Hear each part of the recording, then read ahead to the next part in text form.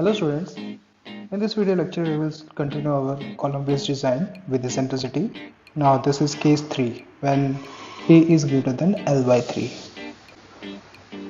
When the value of A is greater than L by 3, we analyze the problem with concrete beam theory that you have studied in your RCD 1.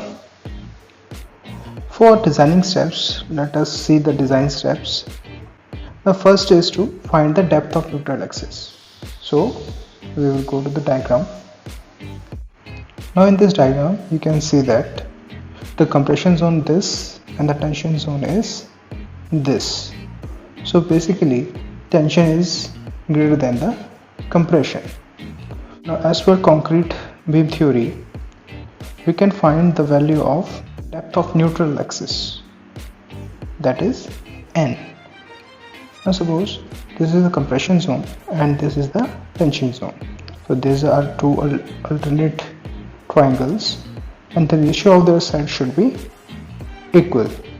So for this side sigma Tf by m upon sigma c should be equal to n and the value d minus n, as from point P to D the value is d.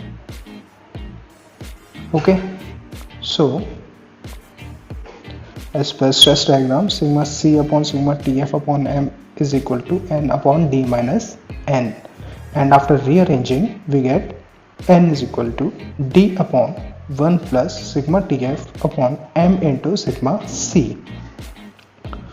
Now the sigma Tf is tensile stress in the bolts and its value is 120 megapascal. And n is the depth of neutral axis and m is the modular ratio whose value is 18. Now in second step, what we will do, we will calculate the moment about the line action of tensile force. It means if we provide a bolt here, so the line of action of the tensile force will be this. So taking about moment here,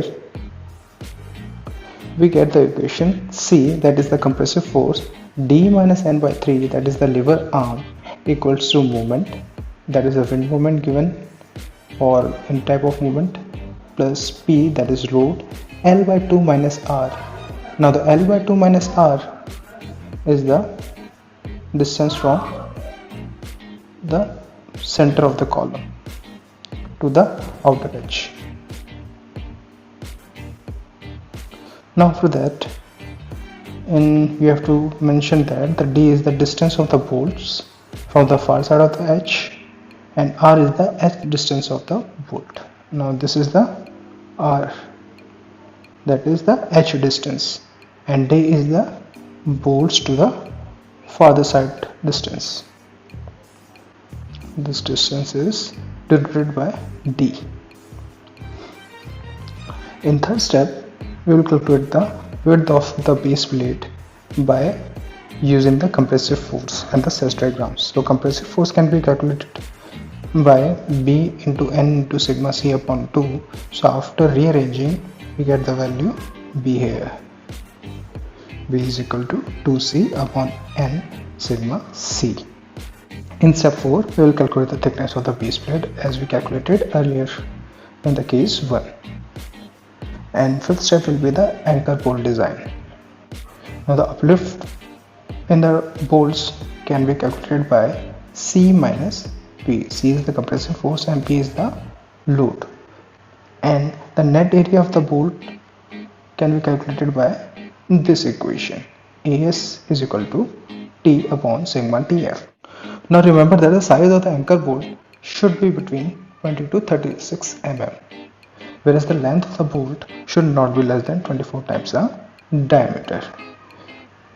So let's summarize it. What we have to do for solving the problem, if the problem lies in case 3, we have to find the depth of neutral axis by using concrete beam theory.